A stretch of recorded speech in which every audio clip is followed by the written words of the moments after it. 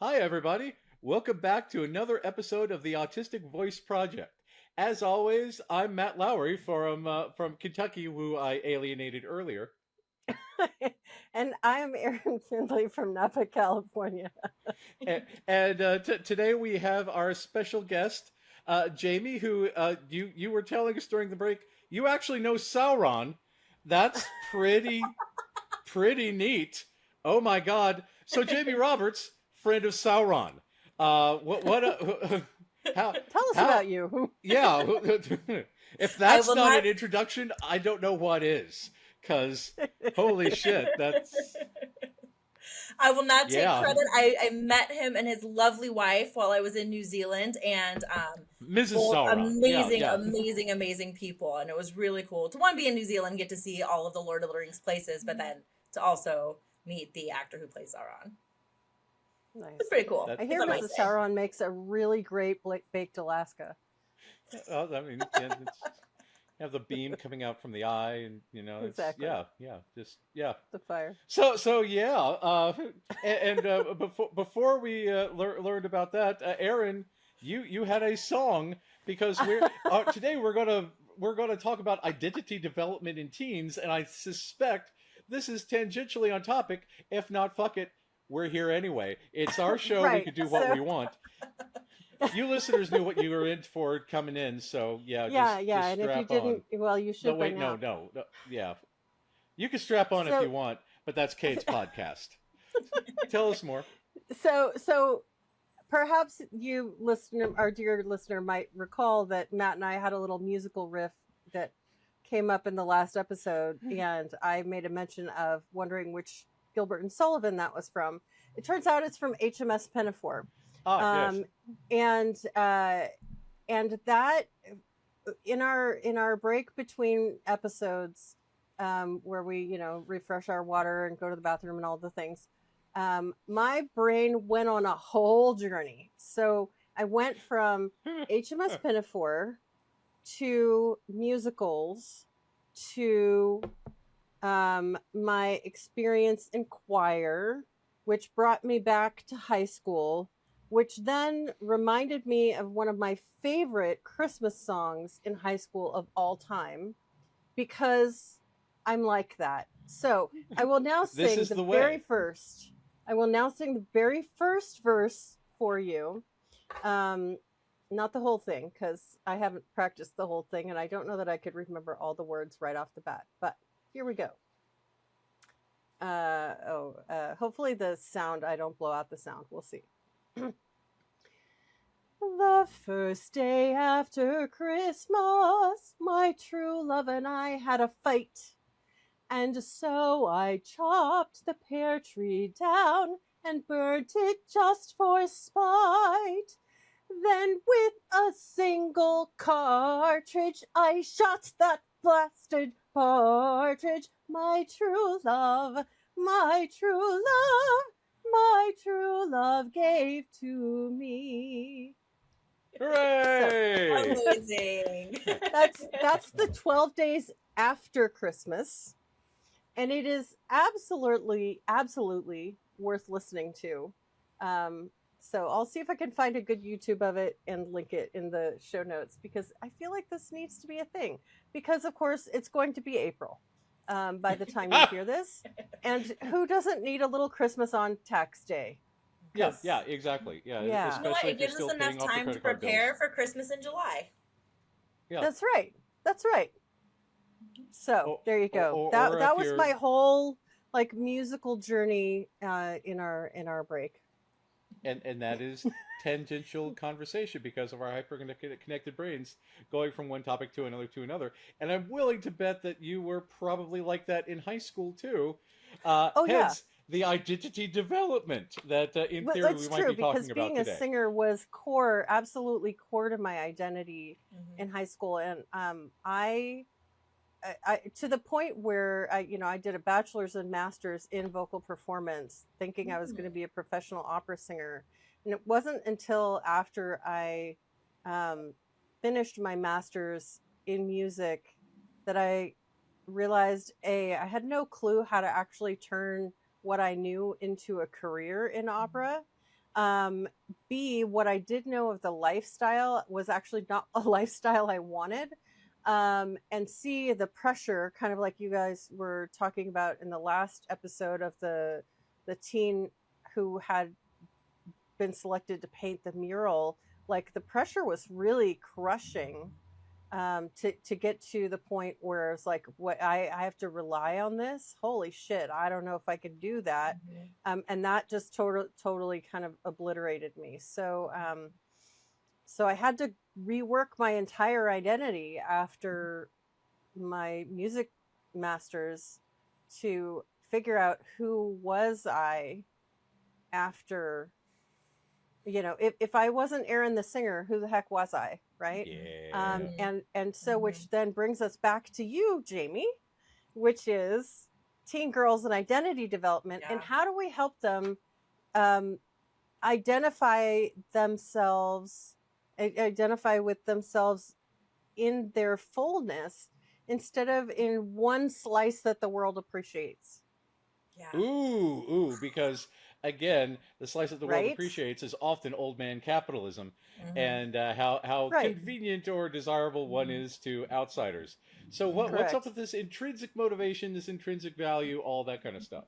Mhm. Right. Well, I mean, And first I just want to say multidimensional. that I understand what you were just describing, Aaron. Like I was the athlete. Sports were my entire identity, which is often very different in a lot of autistic spaces, but it gave me the structure and clarity, and I knew how to perform there, and I knew what to do. I knew how to practice it. I knew how to socialize in those spaces. And then in college, when organized sports kind of started to stop for me, I didn't that's when I feel like I started to have more difficulty outside of the Yeah. sports space of like, who am I, what's my identity? And that's been a big thing I've battled with the last my adult years of like being in the scholar space. Like I've always been there, but it always came easy for me to do sports. Academics came hard for me. Even though I could do it, I had to work really hard. And so there's that identity continues to be something we wrestle with even as we get older. Yeah. Yeah, So absolutely.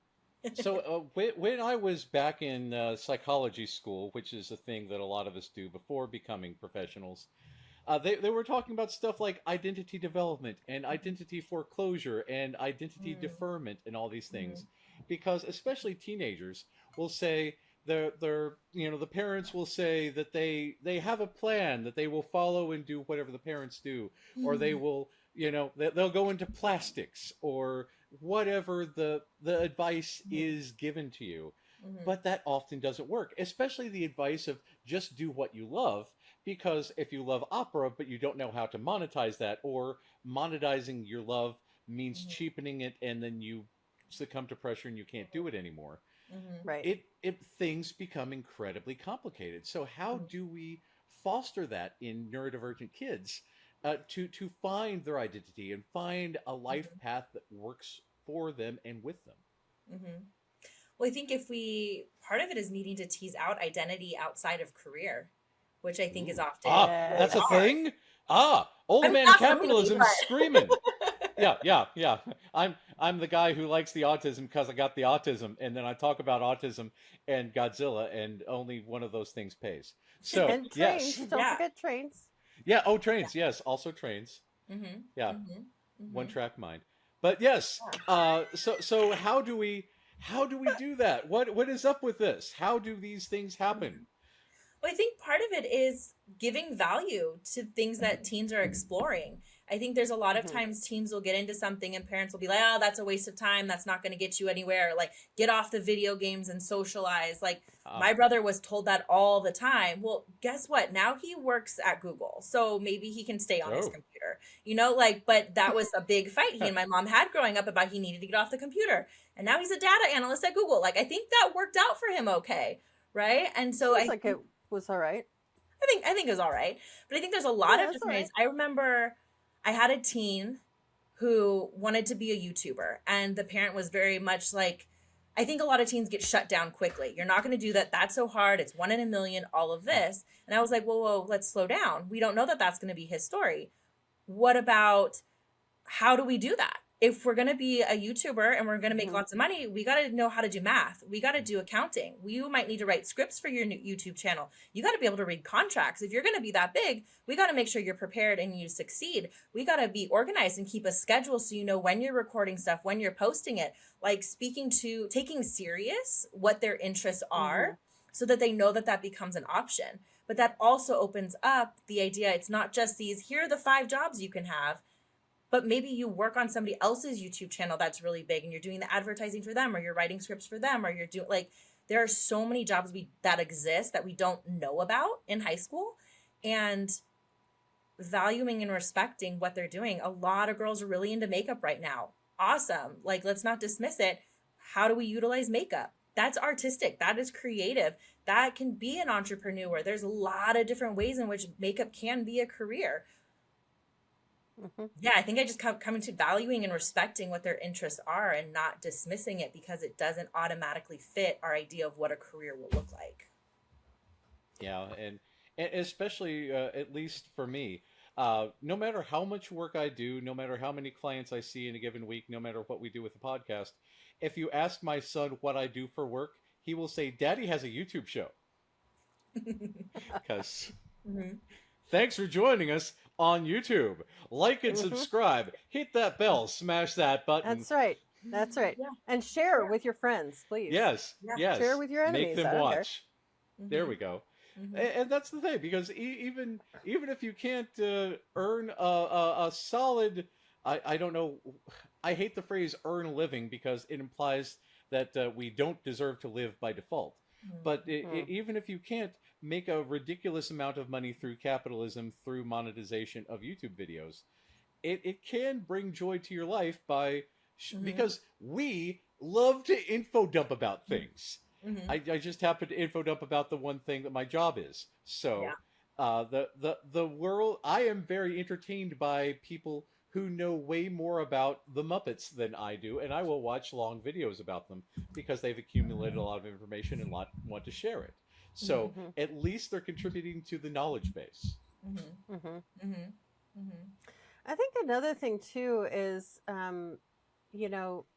helping kids learn to explore the different aspects of what they're interested in, whether or not they're naturally good at it. I can speak for myself that there were a number of things that I was naturally good at, and as a spiky profile person, a number of things that I just really was not, right? And I often got a lot of praise and positive feedback for the things that I was naturally good at.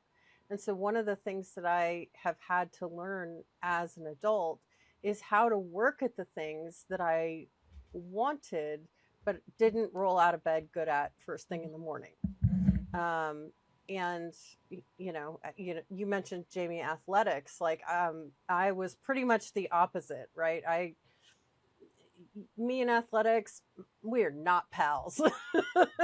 I am still running the 10-mile as we speak. One day I'll get there. There you go. Yeah. I learned how to run a half marathon so that I could figure out how to run 1 mile along the way. True story. But so decoupling how easy is it for you from whether it's worth spending energy on, and helping people learn how to break it down into smaller steps if they don't know how to do it themselves when they're not when it's not an intuitive activity. Whether that's academics, or whether it's running, or whether it's, I don't know, whatever it is for you, Matt. But Most figuring things out Godzilla, but yeah. Godzilla. Yeah. Yeah. One day I I don't too know. will smash Tokyo. I don't know how you break that down into steps. We'll have to think about that together. Yeah. I often frame it to my teens as like, let's just do an experiment, right? An experiment is non-committal. I don't say, let's try it, let's see how you do. It's like, no, we're doing an experiment. And whatever happens gives us data to know what the next thing is. So if even if I'm teaching them a new skill or we're working on something, if you do it this week, that gives us information. If you try and it doesn't work, that gives us information. If you don't try it, that tells us it probably isn't the fit. And we're just collecting information about all these experiences we're having to be able to decide what fits for us and what we want to keep doing it. But we don't know unless we give it a try, and that's where the experiment comes Right. in. And that makes it, because again, we're the bottom up processors, and the data is the lifeblood of everything. So how do we how do we tease out intrinsic motivation versus extrinsic motivation, especially when you multiply that by things that are easy and things that are hard, and especially when you multiply that by things that I like and things that I hate, and then things that I can earn a living at and things that I can't earn a living at, because that makes the world remarkably complex, which it actually is. Because again, a lot of neurotypical kids will just go with the flow, as it were. And my Uncle Bob says that I should become an accountant, so here I am becoming an accountant, versus I really don't like anything at school. I would like to play video games and work at Google, but I don't need a formal education for that. I need to study this on my own. That's a lot of data to throw at you. How do we parse out the data in order to parse out that data? Imperfectly. Yes. Yes. Yes. I think that's the only answer, honestly. I think you try a series of experiments and you gather the data you can, and then you try more experiments until you until things start to take some shape. And then, like for me, when I was switching careers from music to psychology, the first thing that I did was I started volunteering. Actually, no, the very first thing that I did was I got a job, because I was working in corporate America at that point. I got a job working in a corporate office, but with a more humanitarian angle to it. And so I got a chance to sort of stretch those muscles a little bit, and I liked it. And so I was like, okay, that's that. Experiment number 1 was successful. Now experiment number 2 is like, what happens if I train how to be like a volunteer counselor at the hotline or what have you. And so I did that for a while, and then I interviewed some people in psychology who were doing it as a profession, to be like, what's your day-to-day schedule like? What's the life like? You know, because these were all the questions that I wish I had known to ask about being a singer. And over time, I got to a point where I was like, okay, yeah, this does feel like something I want to do. At the same time, the other aspect of my experimentation was, what are the careers in music that I haven't tried yet that I might reasonably be interested in, and try those in some way, shape, or form, whether it's volunteer or paid. And it turns out that the careers that I could actually make enough money to live on, music wise, were really not ones I wanted to do. I love commercial jingles.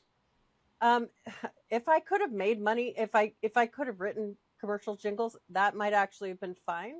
But I'm not ever going to be a high school choir teacher. Yeah. I loved my high school choir teacher. Shout out to Brad Wells.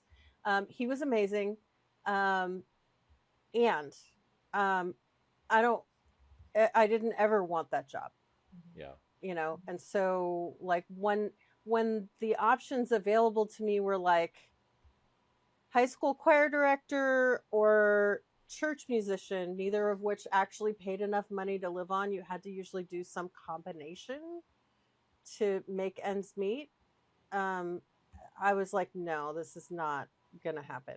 This isn't it for me. So that, combined with my psychology exploration, gave me enough info to be like, okay, time for me to go back to school. I want to do this psychology thing. Here I am. What and I'm this hearing is an you interesting describe. thing. Oh, sorry. Go on.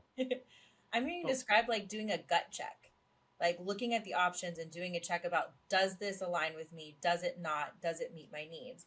And I think that's many layers of gut checks. Right. Yes. And that's part of the experimentation and part of the identity development and part of the muscle that a lot of teens haven't learned to develop yet. One, to trust their intuition, Because a lot of times Right. we've been told you're too much, you're not enough, that's too hard, you need to try harder. So listening to that gut check, it's kind of skewed about, can I trust my perception? And I think that's one of the things we work on during those teen years in that identity development, about what actually aligns with me. What do I actually believe? Right. Matt, you had said something before about like, this is too hard. So then my question tends to be, what makes it hard, right? Is it too hard and it's outside of my capacity?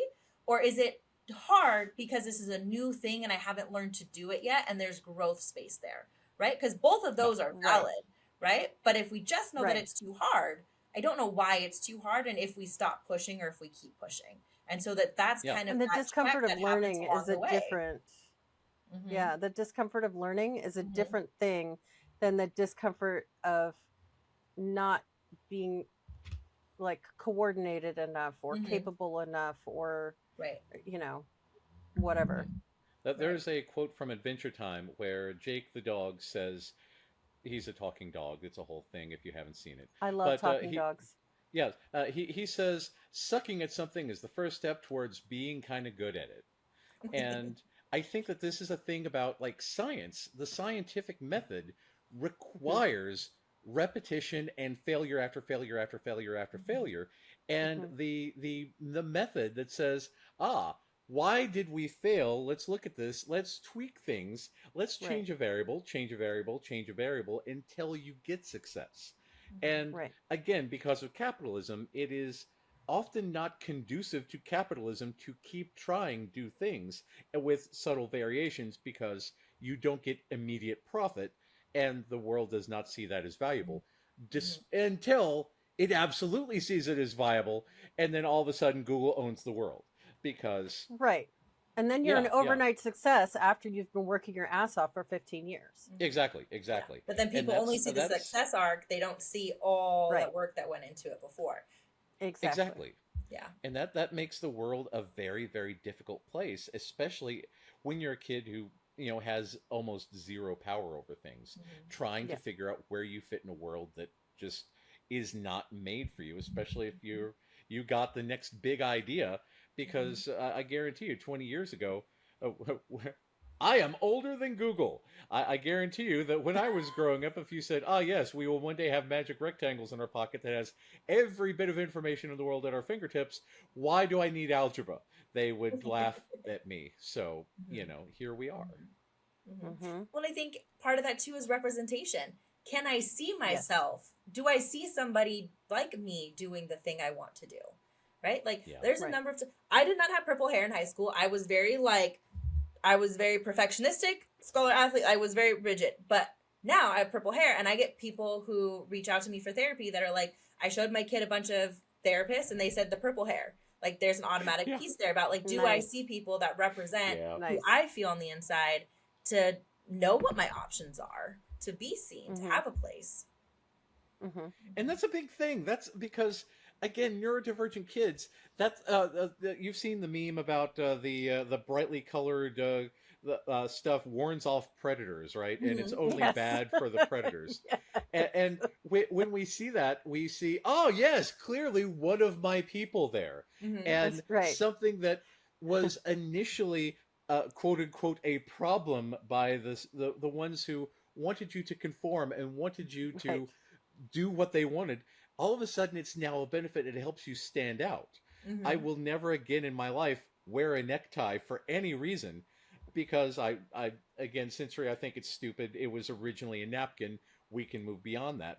But again, the world requires or demands, I should say, that conformity. But when we don't, we find who we really belong with, who we find our tribe. That's a scary proposition for a bunch of kids who really, really don't want to be rejected. Yeah, I was watching a video by Tawny Plattis. I don't know if you know who she is. The voice artist. She's a voice artist. She's and ADHD. Phenomenal. Is she ADHD? I wasn't sure. I knew she was one of us. I knew she was Neurokin of some flavor, but I didn't know exactly what flavor of Neurokin. So now that I know she's ADHD, I'm definitely going to email her and ask her if she wants to come on the show. Oh Anyways, God, yes. Oh, she'll be I know, fun. right? Would that not be the most fun ever? Anyways, Yeah.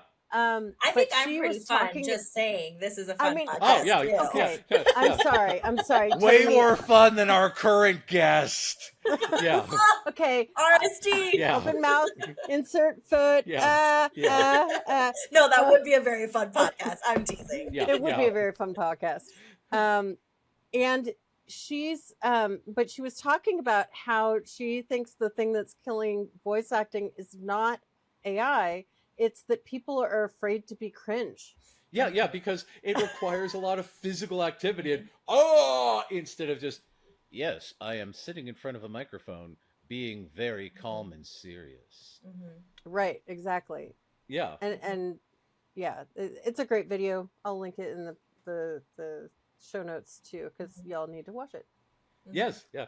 Yeah, that sounds like a good one. It actually popped up for me today, possibly because you liked it and we are Facebook friends. Quite likely. and likely. Which all of a sudden makes me self-conscious about why people are getting like weird videos because they know me. And then they're like, oh, God damn it, Matt was up at 3 a.m. again. Why do I keep seeing all this? Oh my God. And Well, there was that one sculpture. You know the one I'm talking about. I don't, but we'll roll with it because you do. I'll show you the picture afterwards, and you'll be like, "Oh, that one." Oh yeah, because I have no doubt that again, that's again. If you're Facebook friends with Gonzo, you're going to see some weird shit. So here we are. Right. Exactly. But anyway, yeah, that's finding yourself and being able to express yourself and being able to do the stuff that suits you. That takes a lot of guts, especially if you're a kid that has a lot of perception sensitivity and rejection sensitivity. How do you overcome that, especially in, say, a therapeutic setting? What is up with that? Is there a book that covers such things? I mean, I know of a book. It's pretty cool. Here it is. Oh, do you? I mean, I think. Oh, that book. You have a book. Huh. I do. Written That's by right. that I have a person you book. are. Who This would is have Neurodiversity thought? for Teen Girls. Actually, so one of my favorite parts of the book is, so fun fact, I like crystals. Hi, I'm autistic and I like rocks. Surprise. Ooh, neat. I am also a rock girly. I am also. This is a my rock crystal girly. Lego Yes. set I bought myself last week because my book came out. Oh, it's very nice. Very. Yeah, I bought cool. myself a Lego set. I bought Lego flowers when I got my deal. And I bought a Lego typewriter when I finished the book. And then I bought the Lego crystals when the book came out. But in the book, nice. there are 6 girls that we follow throughout the whole thing. And they are all named after crystals. And they are all different like archetypes of the neurodivergent teen. And that's like my favorite piece. Because as I was writing it, I thought about all of the kids that I've worked with. And I like pictured them sitting on my couch and talking with each of them and putting them in the book, so that there was some of that representation and it wasn't just name, story, but we follow somebody in all of these different areas. And so we have Emerald, aka Emmy. We have Onyx, Citrine, Jade, Ruby, and Rose. And so those are all characters throughout here, and you hear about how they handle different situations in different chapters. And then that kind of creates some of that representation and maybe some alignment. To hopefully build that piece up. That's magnificent. I love that. Yeah, that's it's got a very Steven Universe vibe to it. I like it. I dig it well. Yes. Yeah. Yes. That's neat. But yeah. So yes. And I can only imagine that these kids have some sort of properties that caused you to use these pseudonyms of these kids. So tell us about these kids and the gems that they represent, or other way around. Other way around. Yeah. So Citrine is like the theater kid. So she, her brother's autistic. They told her she's just anxiety, but she hangs out with all the other theater kids. So everybody's neurodivergent. So maybe she's just picking it up from them because she's so different from her brother. But she really likes to build the sets and like has a very specific way. She likes things done as she's building the sets, but also likes the community she has in the queer theater space. And so that's Citrine. We have Onyx, who's kind of our like emo goth, she, they. sister is bipolar and was hospitalized last year. And so everybody's eyes are on Onyx right now, watching everything that they do, monitoring all their emotions to kind of track and see as things change. And so we hear about stories with her partner, and in like advocating for herself and sensory needs. We have Rose, who's the perfectionistic academic, and trying to find her identity outside of perfectionism and not wanting to mask so much and like reduce some of that control she needs to hold over all the things that she does and how she presents to the world. We have Ruby, who's our gamer girl. She really likes the color red, and she's like likes to stay in her room. She, in the book, in the sensory chapter, she tells her mom she does not like hugs. And so before going to the next family event, mom lets everybody know no hugs. And they have a whole conversation about that. We have Jade, they, them, who is a little bit older than the rest of the girls, is in independent study program, is kind of to the place of like, went through the rebellion stage, but is now in the like, let me just get through high school so I can go out and do what I want to do outside of this. And there's a lot more like advocacy work in what Jade is doing. We have, who we have left? We have Emmy. Emmy's me, and Emmy's the sports one and like the social chameleon. So we do a lot of work with her of finding her identity to understand some of the social communication things she might be missing, like finding her voice, advocating for herself in those ways. Did we hit everybody? Rose, Emmy, Jade. Yeah, I think we got everybody there. So there's like little pieces sprinkled out, and they all have their little personas and how that shows up. And we see different activities come up. And yeah, I made Pinterest boards for all of them.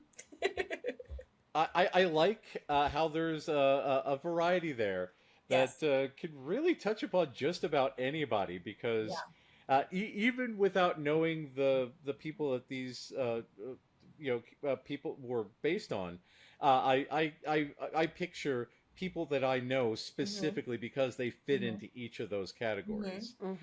Sometimes they straddle them, sometimes they shadow through one to another. Exactly. And There's yeah, way that's more presentations than the 6 that I listed. There's blending of a couple of them that is non-exhaustive list. that's really neat. I think that there's a lot of people that can see themselves in that, so that's really cool. Yeah. Well, and the neat thing is, even if the teen who's reading your book doesn't find themselves exactly in any one of the personas, they will probably see their friends, and they may see aspects of themselves spread throughout the personas. And so then they can start to, and that could actually, I don't know if you have this as an exercise in the book, but like they could even start to like create their own profile of like, okay, well, I'm not Emmy, I'm not Citrine, I'm Pearl. What does it mean to be Pearl? I chose Pearl because I'm The wearing gem pearl fusions, earrings. yeah, Yeah. because Right? Yeah. yeah. Oh, I love that. Yes. Yes. So, yeah. So for any of you parents or teens who are listening, please have at. Yeah. Message me. Enjoy. Let me know what crystals you align with, how you put together Heck those yeah. characteristics. I would love to see that. Nice. Yeah. Nice. And again, for the target audience, I can only imagine that they who love devouring it, which, if you're on YouTube, I am holding up a copy of the book right now. If you're not on YouTube, I'm still holding up a copy of the book. I'll hold it up to the microphone. So there we go. And it's called Neurodiversity for Teen Girls. yes, It's by Jamie Roberts, LMFT. And you get where fine books are sold as of April 1st, as opposed to me, because I'm a time traveler and I have it from the future. We are recording this before April 1st. You'll listen to it after April 1st, but depending on where you are and when you are, you can access this book now. Time is not real. And one of your one of your profiles reminds me a great deal of a young person who I love dearly, who is born on April 1st. Ooh. So some alignment there. Maybe I will probably make sure that this podcast and the book ends up in their lap.